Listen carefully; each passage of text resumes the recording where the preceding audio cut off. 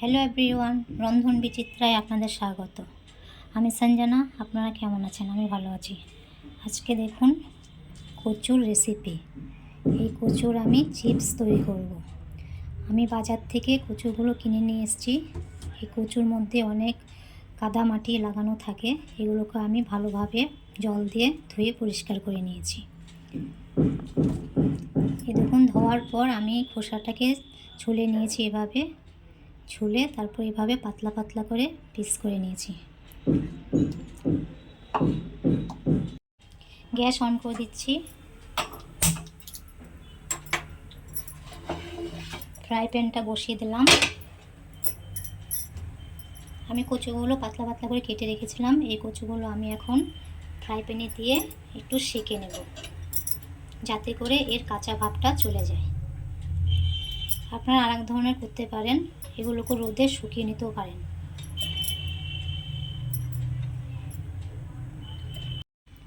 এই দেখুন, কচুর চিপসগুলো কিছুটা ফ্রাই প্যানে সেঁকে নিয়েছিলাম আর কিছুটা রোদে শুকিয়ে নিয়েছিলাম।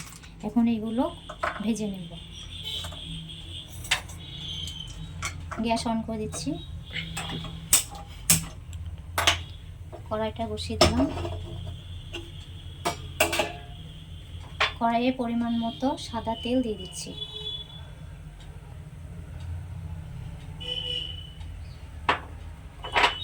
তেলটা একটু গরম হতে দেব। তেল ভালোভাবে গরম হয়ে গেছে। এখন চিপসগুলো তেলের মধ্যে দিয়ে দিচ্ছি।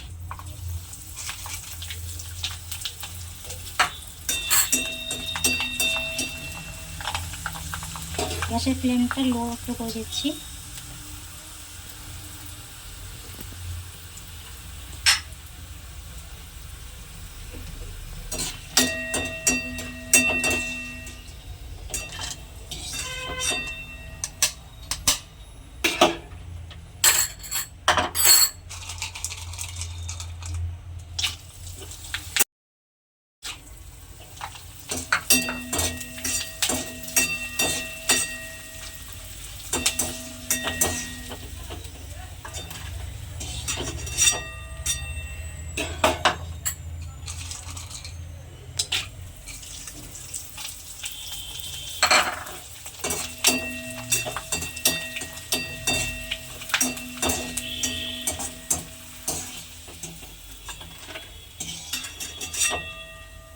সবগুলো চিপস ভাজা হয়ে গেছে।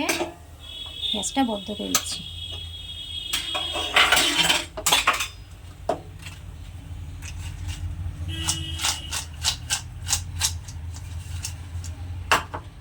এখন চিপসের জন্য একটি মশলা তৈরি করে নেব।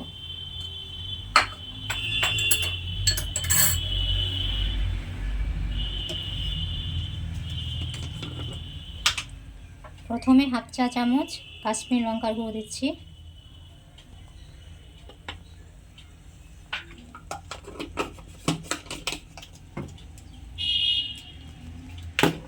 ঝালের জন্য হাফ চা চামচ লঙ্কার গুঁড়ো দিচ্ছি।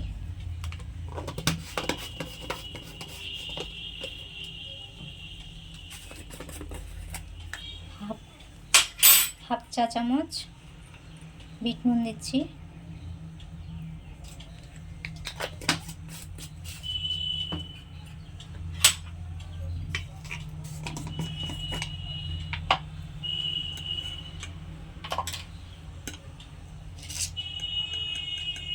হাফ চা চামচ সাধারণ লবণ দিচ্ছি।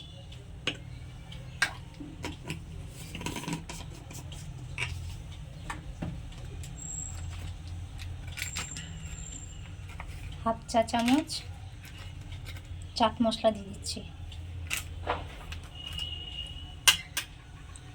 এখানে আমি একটু তেঁতুল জলে ধুয়ে নিয়েছি, এটা এর মধ্যে দিয়ে দিলাম। চিপসটা যেন একটু টক টক হয় খেতে, সেই জন্য। এখন এটা ভালোভাবে মিশিয়ে নেব।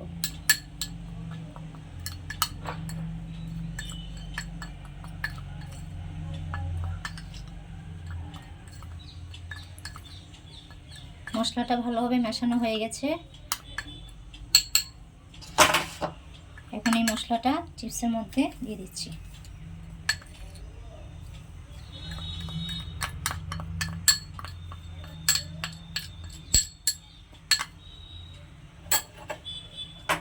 এগুলো ভালোভাবে মিশিয়ে নেব।